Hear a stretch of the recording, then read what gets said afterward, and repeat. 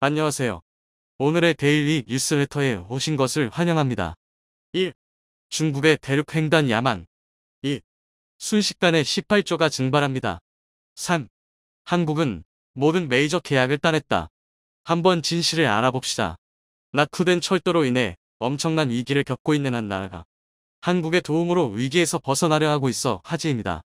중국이 18조 원에 이르는 막대한 자금을 투입해 1대1로를 추진했던 곳이었는데 결국 중국을 버리고 모든 것을 한국에 맡기고 있어 시진핑마저 당혹스럽게 하고 있다는 분석입니다. 이에 중국은 모든 투자를 중단하며 분노를 표출하고 있습니다.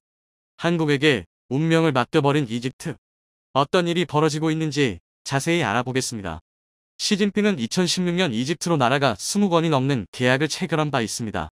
140억 달러를 투입해 전력과 교통, 에너지 분야 등에서 1대1로 사업을 진행했던 것입니다. 이집트는 신행정 수도 건설과 수에즈 운하 프로젝트, 철도, 방산, 원전 등 중국이 군침을 흘릴 내용을 상당수 추진하고 있었습니다. 이집트는 아프리카와 중동을 연결하는 길목에 위치한 만큼 1대1로를 완성하려는 중국에게도 상당히 중요한 곳입니다. 1대1로는 2013년부터 시진핑이 추진해왔던 인프라 투자 프로젝트인데 아시아와 유럽, 아프리카 등 70개국 이상의 도로, 철도, 해상 인프라를 연결해 새로운 실크로드를 만든다는 구상입니다. 중국이 투자한 전 세계 프로젝트는 1,500개 이상으로 그 가치는 1조 9천억 달러 이상으로 평가받고 있습니다. 그 중에서도 핵심으로 꼽히고 있는 지역은 바로 아프리카와 중동입니다. 중국은 1956년 이집트와 수교하면서 해당 지역 외교의 첫발을 디딘 바 있습니다. 그 후 아프리카 신세계 국가와 수교를 하며 세력을 키워왔습니다. 중국이 아프리카에 빌려준 상업 대출은 1,400억 달러 이상입니다. 이는 아프리카 전체 부채의 20%를 차지하는 내용입니다. 중국에게 많은 빚을 진 나라 50개국 가운데 절반은 아프리카에 있는 상황입니다. 그 중에서도 중국은 이집트를 가장 중요하게 여겨왔습니다. 왕치산 부주석이 이집트를 재차 방문해 1대1로 참여를 촉구했을 정도입니다. 중국은 무인기 18대 등을 제공하며 이집트의 환심을 사려 했습니다. 하지만 이집트는 오히려 한국에게 수주를 몰아줬고 중국은 분노했죠. 최근 월스트리트 저널은 중국이 1대1로 사업을 대폭 수정 중이라는 소식을 내보낸 바 있습니다. 전 세계에 1조 달러 이상을 투입했으나 빚의 무덤으로 만들었다는 비난과 함께 일부 국가가 상환 불능에 빠지면서 사업에 차질이 생겼다는 것입니다. 상반기 중국의 1대1로 투자액은 2019년과 비교해 40%나 줄어든 상태입니다. 크게 문제를 일으킨 러시아와 대외부채로 디폴트 사태에 빠진 스리랑카의 투자를 중단했으며 이집트에 대해서는 또 다른 이유로 투자를 멈춰버려 외신들의 집중 조명을 받기도 했습니다. 이집트가 중국보다 한국을 선호하는 모습을 보였기 때문이라는 설명입니다. 중국은 강산과 철도 건설 프로젝트에 자금을 주로 지원해온 바 있습니다. 하지만 이로 인한 중국에 대한 평가는 크게 나빠져 있습니다. 중국이 에티오피아와 케냐에 지은 철도는 예상보다 이용률이 낮아 빚만 쌓았고 기존 고속도로 문제도 해결해주지 않아 불만이 폭주하고 있습니다. 게다가 현지에서 운영을 맡은 중국 직원 3명이 티켓값을 조작한 사실이 발각돼 난리가 나기도 했습니다. 이들은 수사관에게 뇌물을 주고 무마하려다 체포돼 버렸죠. 중국은 필요하지도 않은 곳에 억지로 철도를 설치하게 함후 부차의 함정에 빠지겠고 비싸게 티켓값을 받아 이익을 챙기려 했지만 모든 게 들통난 것입니다. 중국은 이집트 철도 사업에도 뛰어들었으나 진정성에 의심을 받고 있습니다. 작년 4월 중국 매체들은 수에즈 운하 좌초 사태를 이용해 1대1로 철도 운송망을 띄우자고 주장했으며 이는 이집트의 큰 반발을 사기도 했습니다. 당시 초대형 컨테이너선 에버기 분호가 자초되면서 선박 운항이 막혀 422척 이상의 선박이 발이 묶이며 이집트의 최대 위기가 왔었는데 중국은 오히려 1대1로 열차를 이용하면 유럽까지 20일이면 운송할 수 있다며 수에즈 운하를 대체할 수 있다는 식으로 홍보해 분노를 샀던 것입니다. 이집트의 열차 이용객은 매년 5억 명에 달합니다. 너무나 오래된 탓에 유지 보수가 제대로 되지 않아 열차 사고가 끊이질 않고 있습니다. 지난 15년 동안 크고 작은 열차 사고가 매년 1천여 건 이상 발생했을 정도입니다. 2017년에도 열차 2대가 충돌해 수십 명이 사망하는 사고가 있었고 작년에도 곳곳에서 열차가 탈선해 이용객들이 수시로 발이 묶이기도 했습니다. 이집트는 철도 현대화 사업을 2009년부터 3단계로 추진 중이며 최우선 국책 사업으로 꼽고 있습니다. LCC 대통령은 열차 추돌 사고가 잇따르자 전역에서 철도 시스템 점검을 지시했고 낙후된 시스템을 개선하는데 약 15조 원 정도가 필요하다고 언급하기도 했습니다. 이에 가장 먼저 협력을 타진했던 곳은 한국 현대로템이었습니다. 최근에도 현대로템은 6억 5천만 달러 상당의 이집트 지하철 입찰에서 승리한 바 있습니다. 중국 CRRC와 스페인 업체를 제치고 당당히 수주 계약을 따는 것입니다.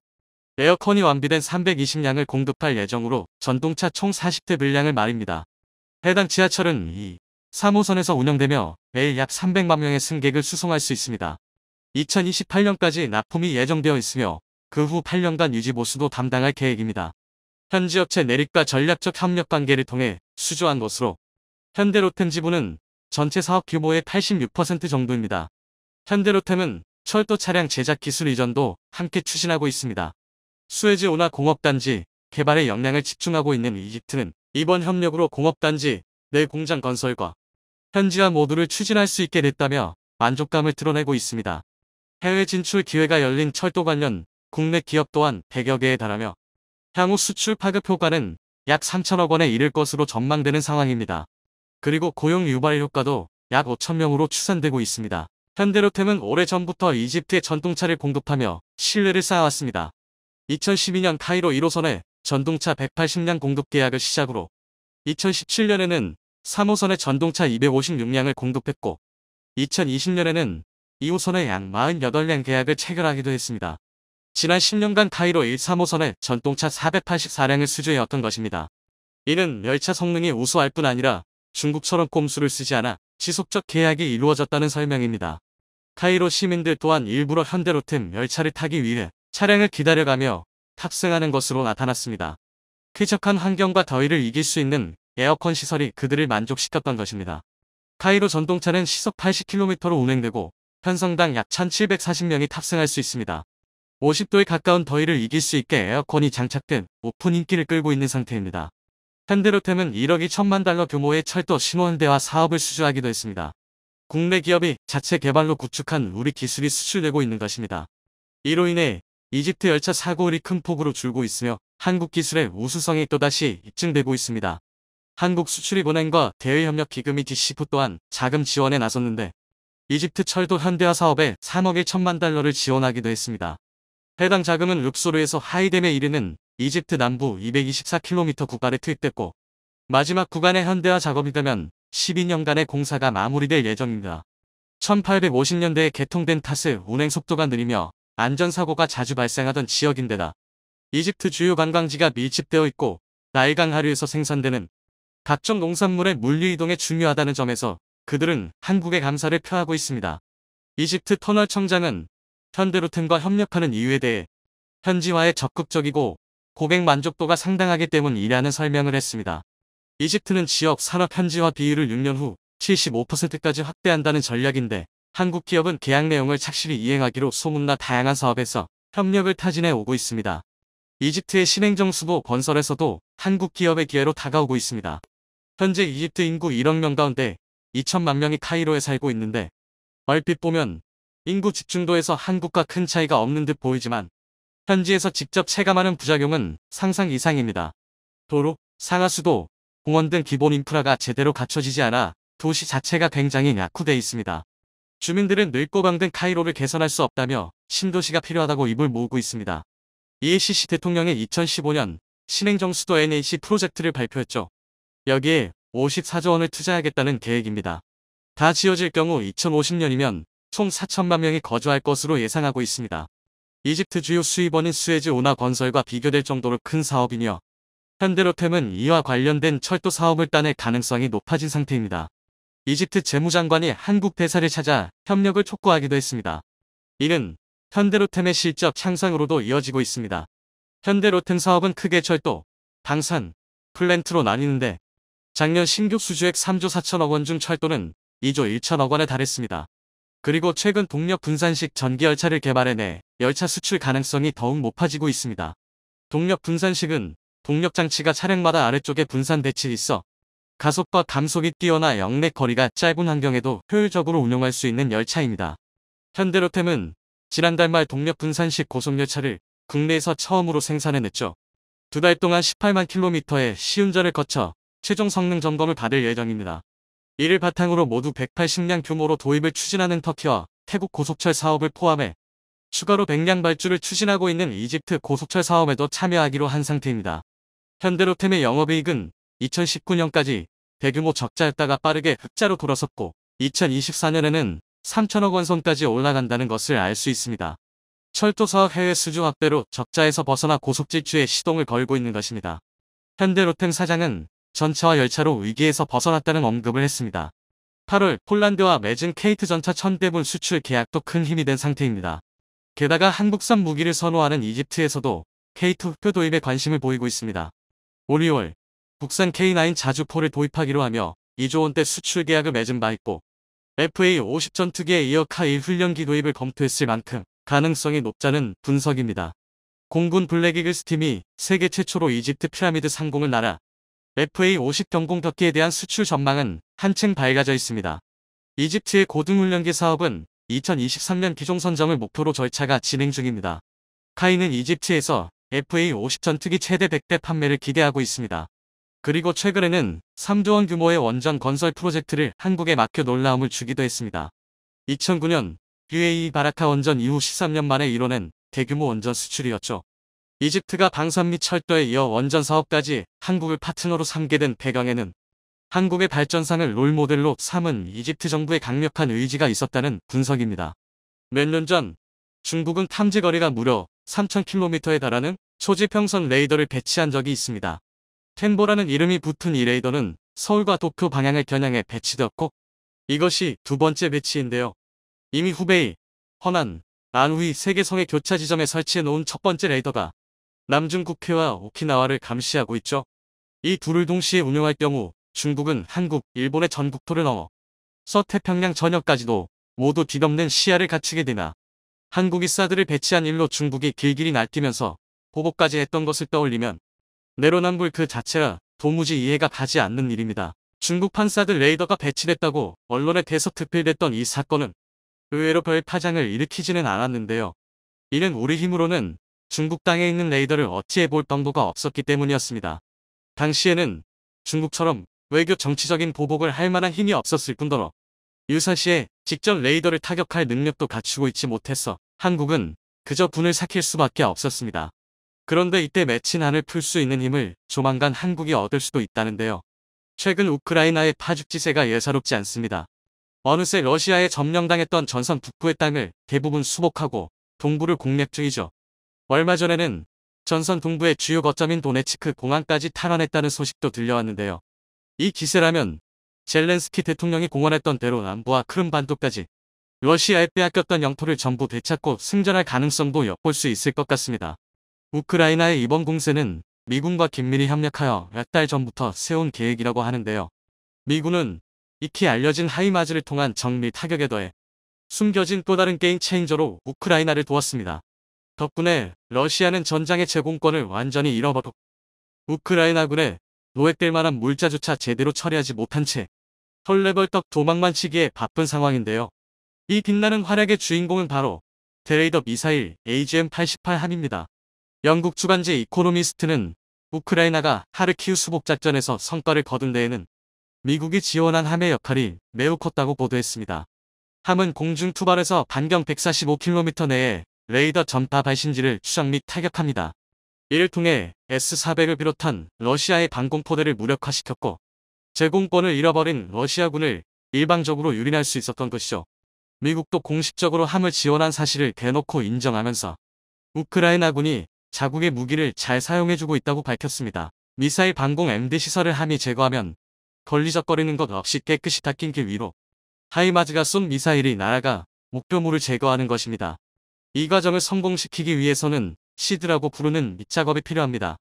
방공망 제압작전 시드는 총 3단계로 이루어지는데요. 첫 번째로 적 방공망의 사각이나 음영 지역을 찾아내 그 경로로 정찰기를 보내서 적 레이더의 패턴과 종류를 수집 및 분석합니다. 두 번째로 전자전 능력을 지닌 항공기를 보내 수집한 레이더 주파수에 맞춘 강력한 노이즈를 발생시켜 적 레이더와 레이더 기반 방공, 무기 마비시킵니다. 세 번째로 대레이더 미사일을 발사해서 눈이 멀어버린 적 방공포대를 일방적으로 파괴합니다. 미국은 이번 우크라이나 전쟁에서 세계 2 군사력이라는 러시아를 추하게 패퇴시키며 시드 작전의 효용을 완벽하게 증명한 셈인데요. 효과가 확실한 대신 매우 위험한 데다가 다양한 첨단 무기까지 요구하기 때문에 쉽게 따라할 수 있는 일은 아닙니다. 한국의 경우는 어떨까요? 한국도 중국이 내세운 반접근 지역 거부 A2, A기 전략의 틈바구니에 끼어 있어 반공체계 대책이 시급한 상황입니다. 중국은 남태평양의 도련선이라는 방어선을 멋대로 2개나 그어놓고 그 안에서의 패권은 자기들이 갖겠다고 으름장을 놓고 있는데요. 어처구니 없게도 대만과 한국은 이미 제1도련선 안에 들어있어 중국은 당사자들의 동의를 받을 생각 자체가 없습니다. 중화사상 특유의 오만함 때문에 불쾌한 일이면서도 유사시에는 도련선 안에 국가 정도는 간단하게 소나기 안에 넣을 수 있다는 자신감으로도 보이는데요. 한국이 이들의 마수에서 벗어나려면 중국 본토에서 튀어나오는 미사일을 무력화할 수단을 갖춰야만 합니다. 이 미사일들의 사정거리를 통해 곧 미국 항모전단과 ICBM의 접근을 거부하는 불연선을 긋고 있기 때문이죠. 중국이 배치한 초수평선 레이더 역시 이 전략의 일환으로 이것을 제거하지 않는 한은 스텔스기조차 중국에 들키지 않고 이륙하는 것이 불가능합니다. 한국에는 미국에서 사온 대레이더 미사일 AGM-88 함이 3자릿수도 있고 이사 레이더와 자체 개발한 전자전 포드를 통해서 제한적으로나마 시드 작전을 수행할 수 있습니다. 다만 미국이 국산 전투기인 KF-21에는 함의 통합을 허가하지 않았다는 문제점이 있는데요. 미국이 내부 규정을 근거로 KF-21의 통합을 거부한 미사일 중에는 사이드와인더 공대공 미사일, 암램 공대공 미사일에 더불어 함 대레이더 미사일도 있었던 것입니다. 한국은 아이리스-T와 엠비더 미티어로 공대공 미사일은 대체할 방법을 찾아냈지만 아쉽게도 대레이더 미사일만큼은 아직 대체할 방안을 찾지 못했습니다. 이 때문에 한국이 시드 작전을 수행하려면 함이 통합되어 있는 F-35A, F-15K, KF-16 세 기종 중 하나를 투입해야만 하는데요. 시드 작전은 제 발로 적의 방공망 안으로 침투해야 하는 극도로 위험한 작전인데 F-35A는 현재 공군 최대의 전력인 만큼 실패할 경우 손실이 너무 크고 F-15K와 KF-16은 어디까지나 스텔스 성능이 없는 4세대기에 불과해서 파일럿의 목숨이 위험합니다. 반면 KF-21은 스텔스를 포함한 출중한 성능을 갖추고 있는데도 시드 작전에서는 F-15K나 KF-16이 위험을 무릅쓰고 방공망을 다 제압하는 사전 작업을 마쳐 놓은 뒤에 진입할 수밖에 없습니다. 기존 전투기는 너무 큰 리스크를 짊어져야 하고 기껏 새롭게 만든 KF-21은 그 잠재력을 다 발휘하지 못하는 진퇴양난의 상황. 이에 한국은 미국 무기에 의존하지 않고 KF-21에 시드 작전 수행 능력을 부여하기 위해 유일한 선택지를 고르게 됩니다. 시드 작전 능력의 국산화죠. 하지만 무기 국산화는 세계가 인정하는 한국의 특기. 한국은 망설이지 않고 개발에 돌입합니다. 그곳 단추는 바로 KF-21의 전자전기였는데요. 이미 원천 기술을 전부 확보하고 있어 가장 먼저 만나볼 수 있을 KF-21의 타생형으로 꼽히는 것이 바로 전자전기였죠. 적 레이더 정보 수집 후 직접 진입해 레이더의 제밍을 거는 역할은 전자전기나 이사 레이더를 탑재한 항공기로 수행할 수 있는데요. 이사의 경우는 어디까지나 그런 활용도 가능하다는 것뿐이지 원래대로의 운용 목적과는 다르기 때문에 출력 등의 문제로 인해 전자전기를 활용할 때에 비해서는 효율이 떨어질 수밖에 없습니다. 한국이 기존의 제한적인 시드 작전에 동원하려 했던 제밍 기체는 개량을 통해 이사 레이더를 탑재하게 된 KF-16V였고 이를 국산 이사와 전자전 포드를 탑재한 KF-21 전자전기로 대체하려는 것입니다. 그 후에 비로소 함을 대체하는 한국 형태 레이더, 미사일의 사용 조건이 갖춰집니다. 레드는 2020년에 이미 KF-21로 운용하는 대레이더, 미사일 개발에 대한 개념 연구를 공개했는데요. 대레이더, 미사일과 부속 시스템을 동시에 개발하여 결과적으로는 한국의 시드 능력을 미국 공군 수준으로 도약시키는 것을 목표로 하고 있습니다. 레드가 공개한 국산 대레이더, 미사일의 능력 요구 목록을 보면 블럭 1, 블럭 2로 나누어 개발하면서 블럭 1에서 함 이상의 성능을, 블럭 2에서 미국의 차세대 대레이더, 미사일 암과 동급의 성능을 획득하는 것을 목표로 하고 있음을 알 수 있습니다.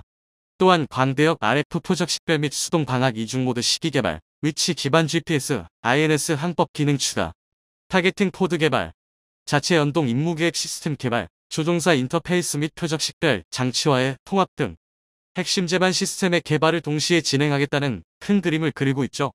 그리고 이와 함께 공개한 것이 국산 대레이더, 미사일 암의 형상입니다.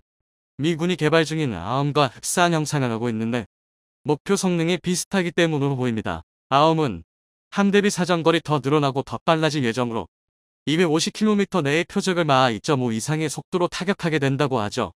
그뿐만 아니라 미사일 자체에도 재밍에 저항하는 성능을 부여하기 위해 전자기파 기반 시커가 적의 재밍에 모두 무력화되더라도 렐리파 레이더를 이용해서 목표를 끝까지 쫓는다고 합니다. 국산 대레이더 미사일 아미 아원과 비슷한 형상을 하고 있는 것은 이들 성능까지 모두 따라잡겠다는 뜻으로 보입니다. 이 계획이 성공적으로 진행된다면 한국은 드디어 중국이 과거 초수평선 레이더를 배치하며 내로남불식으로 나왔던 일에 서력을 할 수 있게 됩니다. 미국이 우크라이나를 도와 러시아한테 그랬던 것처럼 유사시엔 한국도 중국의 장거리 레이더를 무용지물로 만들어 눈을 찌를 수 있는 힘이 생기는 것이죠. 그전까지는 대놓고 레이더를 배치해 남의 국토를 엿보던 중국도 이젠 대레이더 미사일의 방공망을 뚫리고 그 틈으로 쏟아져 들어오는 수백 발의 현무 미사일에 온 국토가 벌집이 될 각오를 해야 할 겁니다. 중국은 한때 한국의 사드 배치를 빌미로 외교적인 압박을 가했지만 한국은 이제 진짜 보복이 어떤 것인지 알려줄 수도 있게 되었습니다. 그리고 한국이 이렇게 중국의 A2, AD를 무너뜨려주면 서방의 군대가 중국 본토에 상륙하는 것은 시간 문제가 되죠. 그래서 한국군의 시드 능력 확보는 전투력 제고나 자주 국방의 측면 외에도 중국의 직접적인 군사적 견제를 가할 수 있다는 의의가 있습니다. 주변 강대국의 위협에도 굴하지 않고 스스로의 힘으로 주권을 지켜나는 대한민국. 이런 잠재력이 있는 한은 오만한 중국이 감히 한국을 넘보는 일은 일어나지 않을 것입니다. 최근 대한민국 방위간업에 또 한 번 역대급 대박 소식이 날아들었습니다. 다름 아닌 호주가 한국의 장보고 3 잠수함을 수입할 가능성이 대단히 높아진 건데요.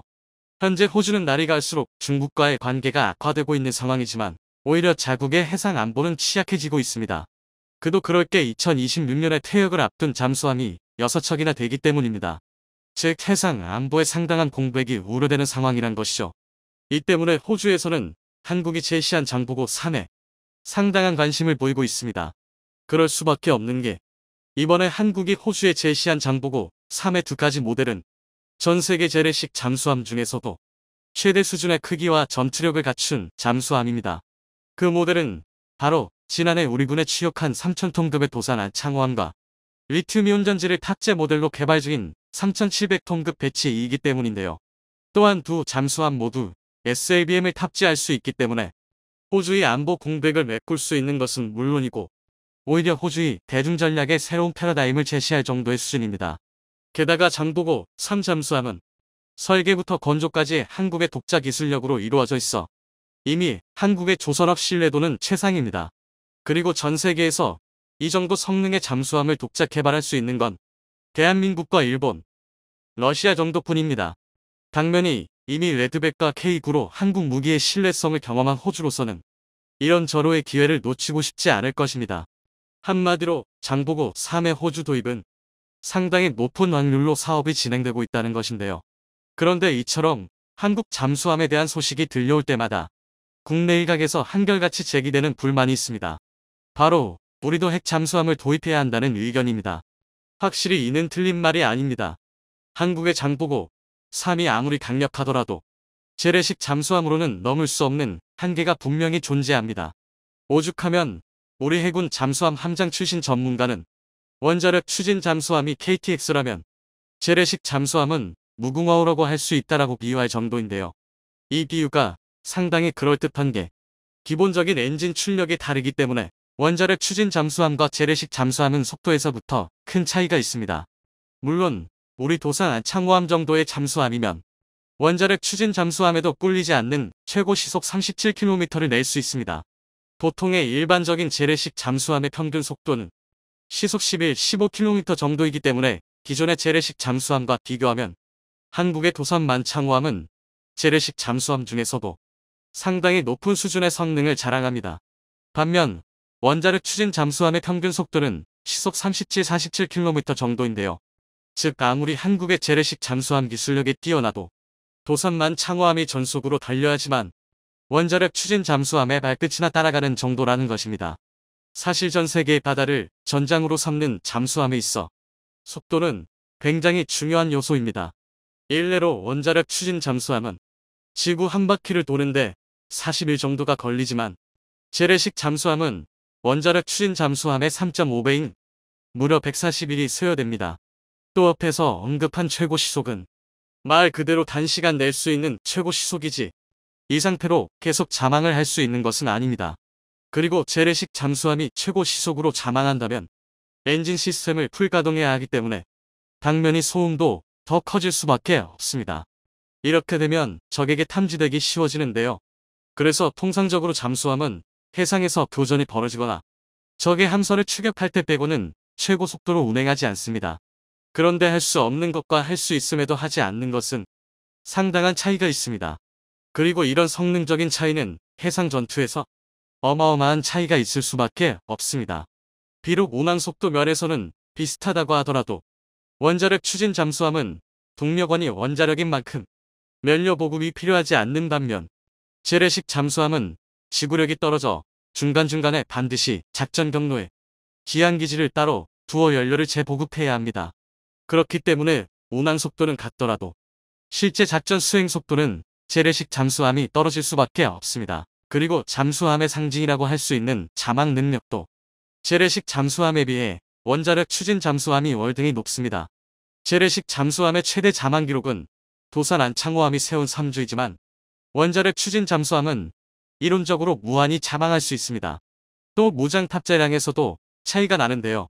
원자력 추진 잠수함의 원자력 엔진은 크기에 비해 월등히 높은 추진력을 보유하고 있어서 선체의 크기를 확장하는 데 용이합니다. 반면 재래식 잠수함의 디젤 엔진은 추진력에 한계가 있어 선체의 크기에도 제약이 많습니다.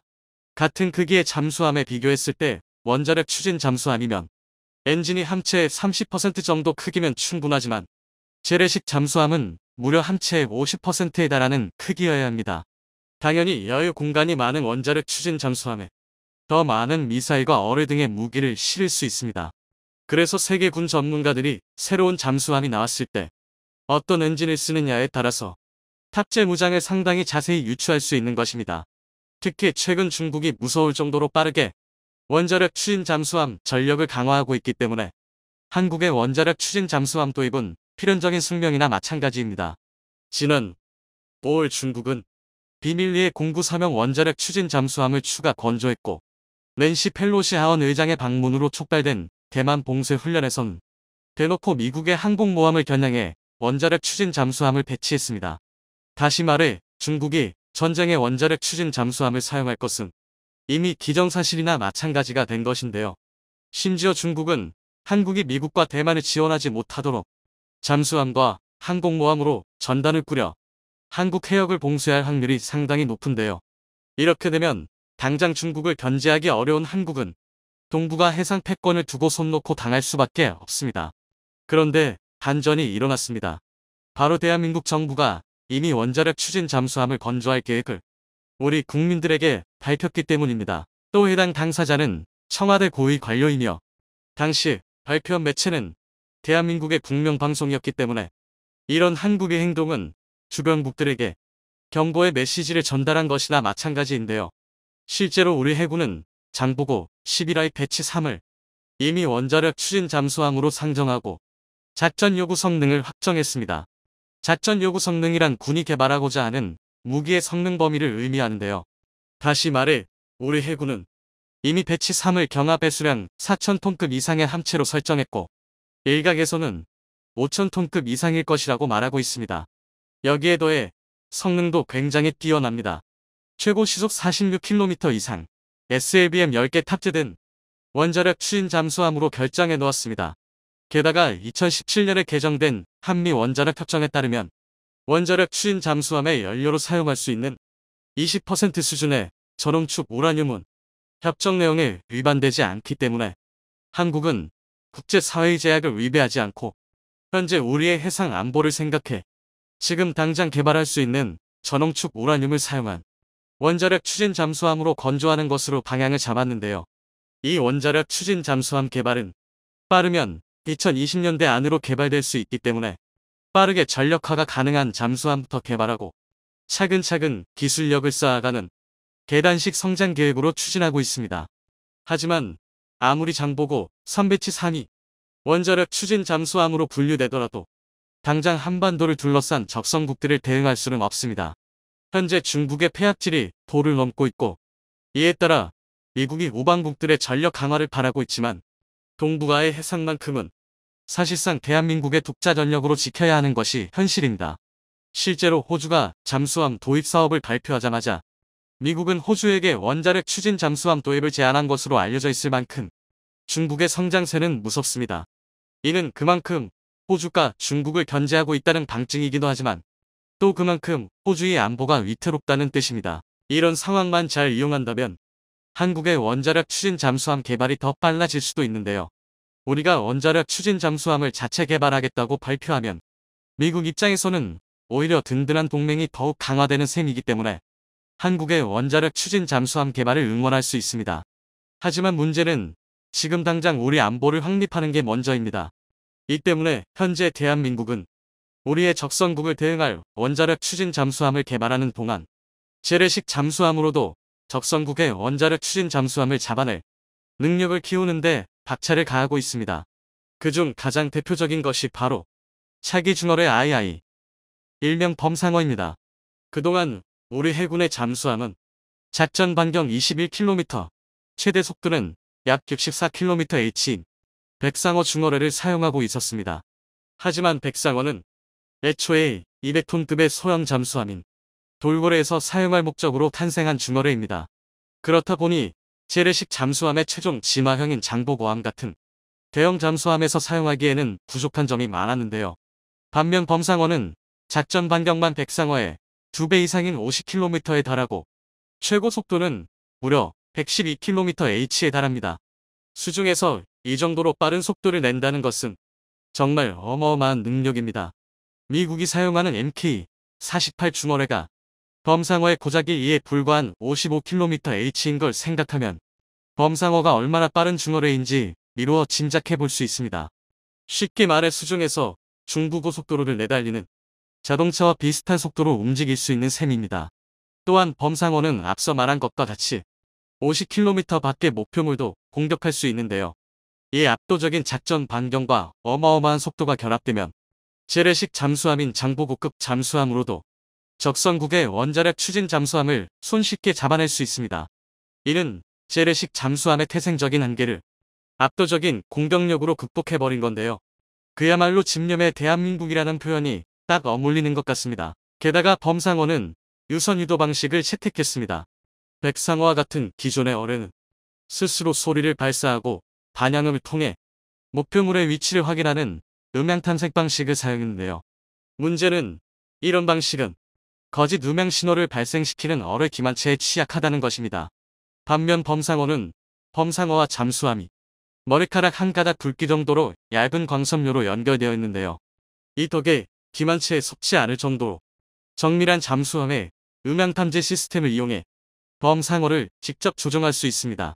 즉 진짜 상어처럼 한번 물면 놓치지 않는다는 것이죠. 또한 수중에서는 전파가 잘 통과되지 않기 때문에 무선이 대세가 된 현대에 와서도 어뢰만큼은 유선 유도 방식이 더욱 높은 기술력으로 평가받습니다. 이처럼 한국은 어느 한 분야에만 치중하지 않고 모든 분야에서 최고의 기술력과 노하우를 쌓아가고 있습니다. 또 한국은 원자력 추진 잠수함이 배치되지 전까지 해상 전력을 빠르게 강화할 수 있는 중어뢰를 통해 억지력을 강화하고 있습니다. 현재 우리 해군은 한국에게 원자력 추진 잠수함이 없더라도 그 이상의 탁월한 기술력으로 대한민국의 바다를 지키고 있습니다. 뿐만 아니라 수차례의 림팩 훈력을 통해 대한민국의 잠수함 운용 능력은 세계 최정상 수준을 자랑하고 있습니다. 이 정도로 놀라운 기술력에 원자력 추진 잠수함이라는 강력한 기반까지 다져진다면 대한민국의 해군 전력은 세계 어디에 내놔도 절대 꿀리지 않는